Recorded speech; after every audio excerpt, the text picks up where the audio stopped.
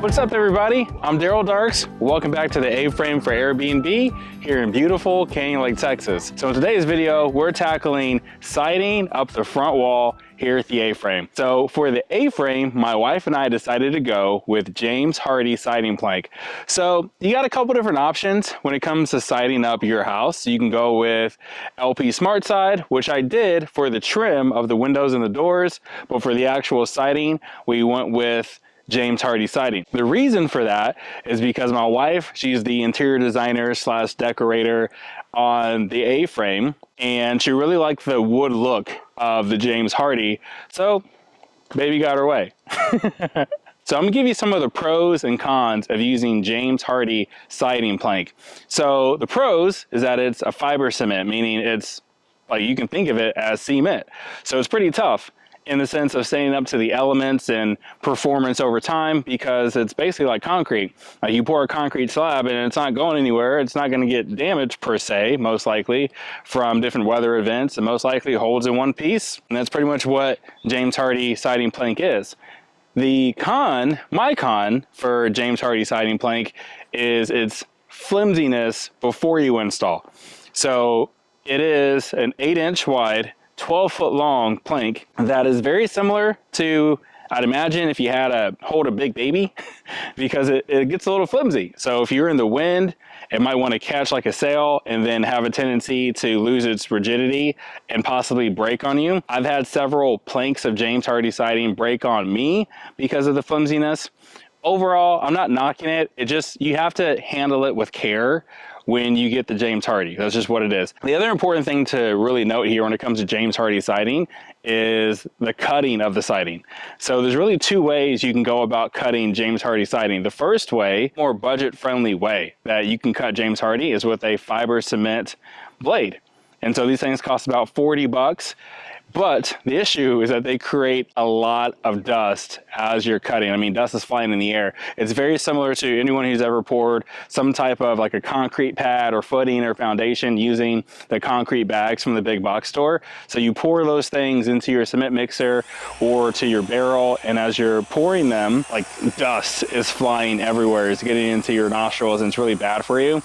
This is very similar to that. So as you're cutting the James Hardie siding with that fiber cement board, it can get very dusty in a hurry. So I would recommend wearing a mask just to really keep yourself out of harm's way health-wise as those particles are flying in the air. That's probably something you don't want to deal with. Now, the other way you can cut James Hardie is with the shears. They're about $400. I haven't used them. They look awesome in other videos that I've seen. I don't see as much dust or really any dust flying when you're using those shears. I would personally recommend them. If I did this project again, I would totally go with the shears. All right, so let's talk about my journey putting up the siding, the soffit, and the fascia detail here on this A-frame. The way I started the siding is by first looking at the soffit detail, because I wanted all of my siding to butt up into my trim and then into my soffit. So to start off with the soffit detail, this house is framed a little differently. If you remember some of the other videos, this house is framed using 2x10x16s that are gusset plated together with subfloor plywood, construction adhesive, and some nails. So it's not extremely traditional on how you would put together a house. So the soffit detail was a little different.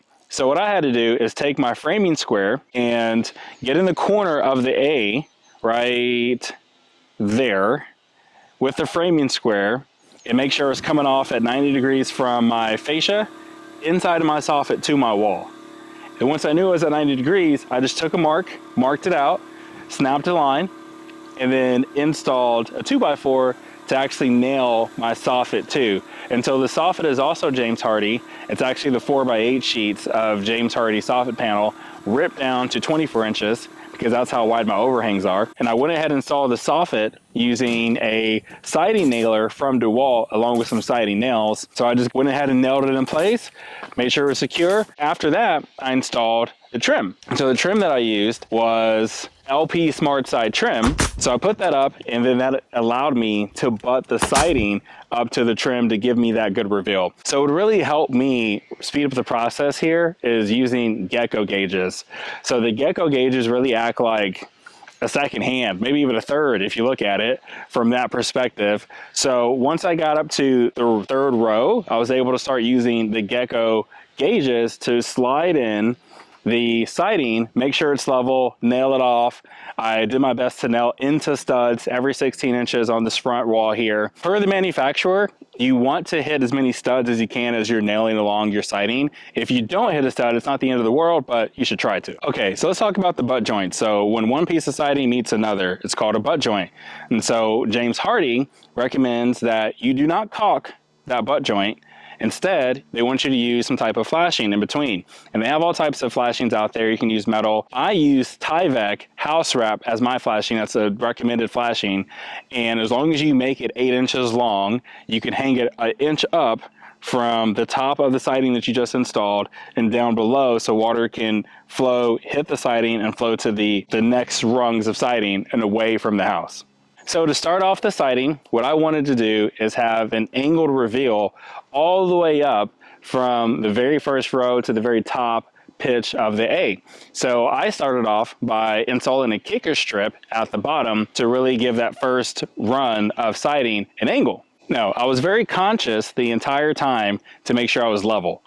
So I would measure up with my tape measure. I'd also grab my 6.5 foot Johnson level, run it across to make sure that I was level the entire time as I was installing that first run. So once I laid that first row of siding and I made sure it was totally level with my Johnson level, then after that it was kind of a breeze.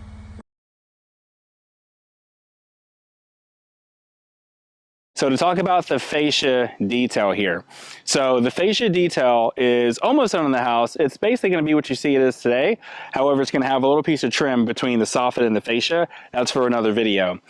The main thing is going back to how the house was framed. So the house was framed with 2x10x16s, and they're gusset plated together using an OSB subfloor, the 23rd 32nd subfloor.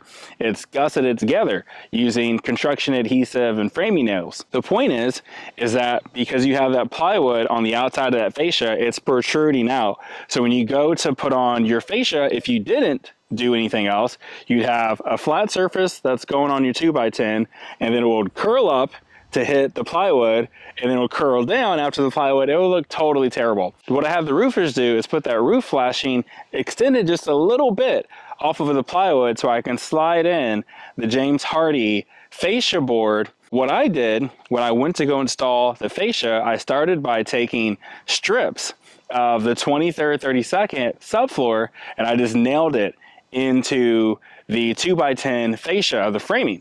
So that way I had one smooth plane going from the bottom of the A all the way to the top, and I did that several times, so I had a nailing surface I could use. So if you're like me and you use the gusset plate method, this is what I would do. On the very first and very final A of your house, I'd add strips of plywood OSB as a nailing surface, and it really solves the whole problem. Right above the windows and the doors, you have what's called a Z-flashing.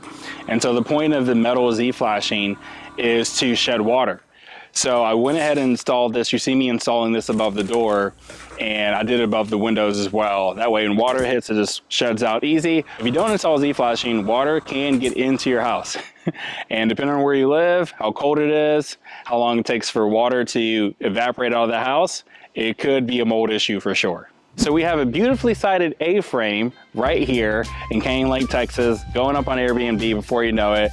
So the next step with the project is to add caulking and paint, and then this will totally transform. But for right now, this is looking really good. Super proud of where the A-frame is. If you haven't subscribed to the channel, go ahead and do that. If you want to see me crush another project, click this video here.